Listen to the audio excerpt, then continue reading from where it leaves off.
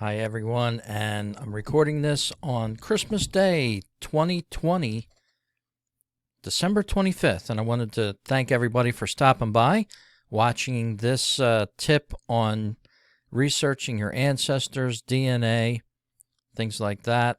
And if you've watched a few of my videos already, I think you've already figured out that around the holidays may be the best time for you to get a jump on doing your family research. Of course, everyone knows that when the families come together and certain people that you don't see most of the year all of a sudden are available to you, if you're the family historian, then your job is to, naturally bring up the family. And it was a conversation that I was listening to last night with my brother-in-law and his girlfriend, and he were having a discussion on the family tree of my brother-in-law. And his girlfriend is the sort of genealogist of the family, of the pair of them. And she was diving down into the facts, getting some of her facts straight that she had started in a family tree. And that's what you want to try to do. You want to try to somehow preserve these conversations that you have with firsthand people, people that can verify, yes, that was my grandfather, that was my great-grandfather, or, no, this person, I don't seem to know them, things like that. Ancestry.com is great, and as you can see, I have a ton of hints waiting for me to get to. But there's also a bunch of bad hints mixed into the bunch. Hints that, are generated right here.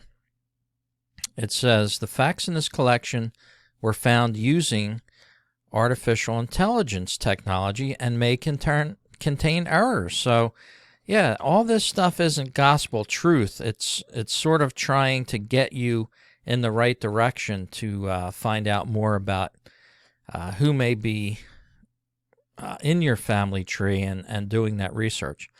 Now here, for instance, in my own family tree, this is a third great granduncle of mine, and he was a lieutenant colonel in the Civil War for the Union side. He was from Philadelphia, and he was quite successful afterwards. I've already did some research on him, but all of a sudden I have some fresh hints. And how does that happen with Ancestry? It's quite simple. Over the course of time, Ancestry acquires new databases, new information on all of your family tree. So say you have a couple hundred people in your family tree. Further on down the line, you're going to keep accumulating a lot of hints, because as time goes on, Ancestry is helping records departments coast to coast and around the world get a lot of the information scanned and online. So the more that happens, of course, the more matches you're going to come up with. And here's some information on my great-granduncle here. He was in the 17th Infantry Regiment, Pennsylvania. Date of organization was 25th of April, 1861. Muster date, his reporting date was August 2nd, 1861. He was in the infantry in the Civil War of the United States. So this is very interesting. A little story here about the regiment history of this Pennsylvania 17th Infantry Regiment.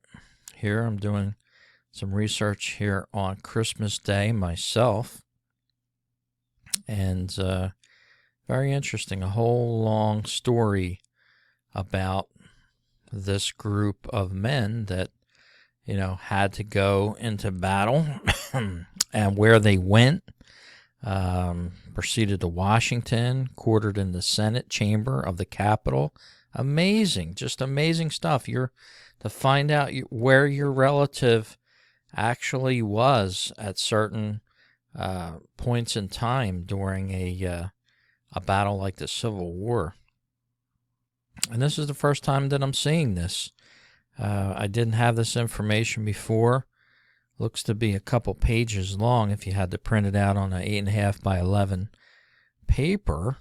And very interesting. Goes all the way through the history of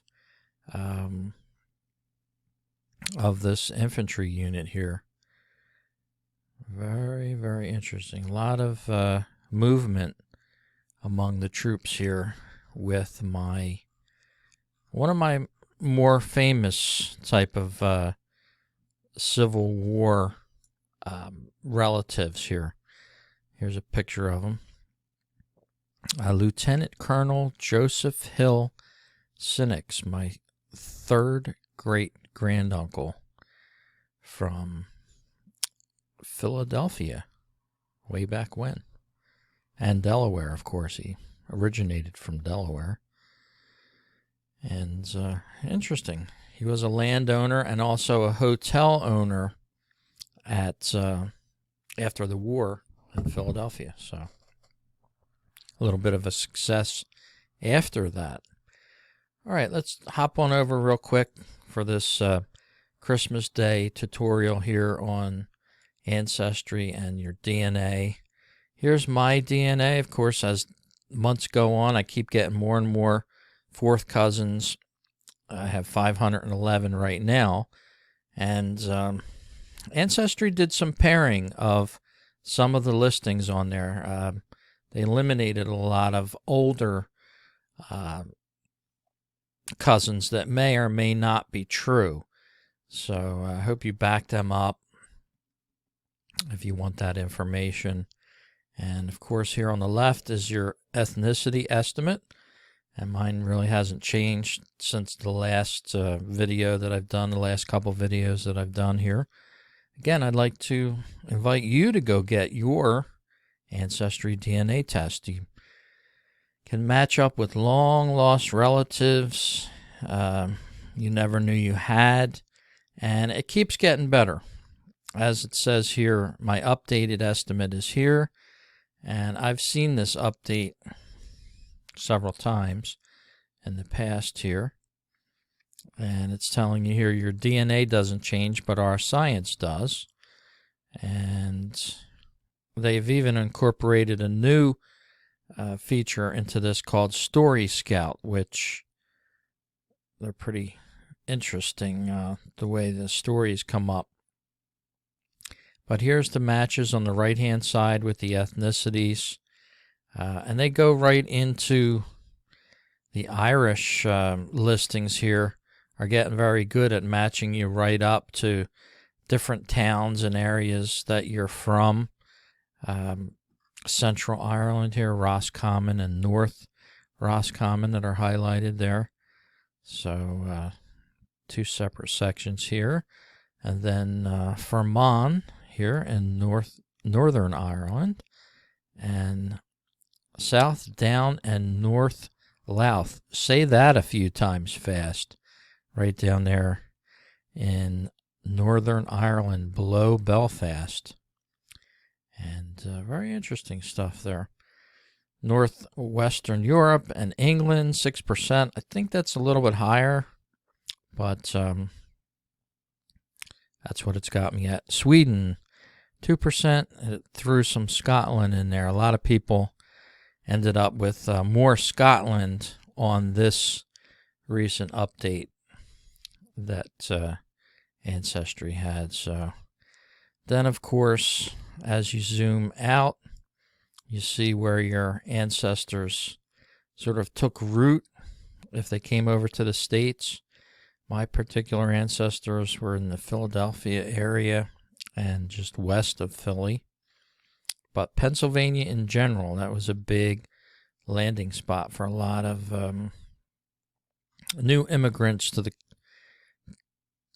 country here in the United States.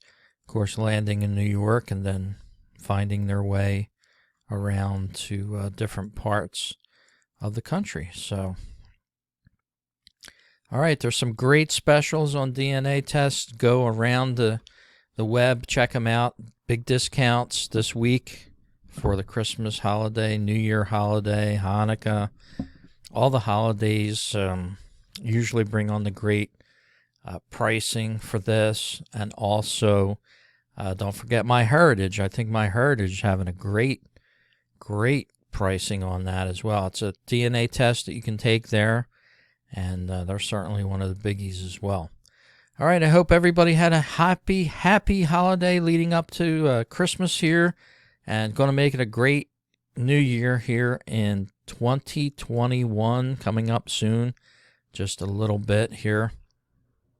And hope you all had a great time of exploring DNA and Ancestry. Carve a little piece of time out of your day. Make a special day for it. Mine is on a Sunday for some reason. And it's, like I said, it's Christmas Day today that I'm doing this, but I kind of feel like it's a Sunday. And I try to carve out about an hour of time where I can sit down undisturbed, do some research, and find out more about the family tree. All right, hope everything's going well for you. Take care, stay safe, wash those hands, and wear those masks. And we'll talk to you soon, maybe around New Year's Day. Take care, everyone.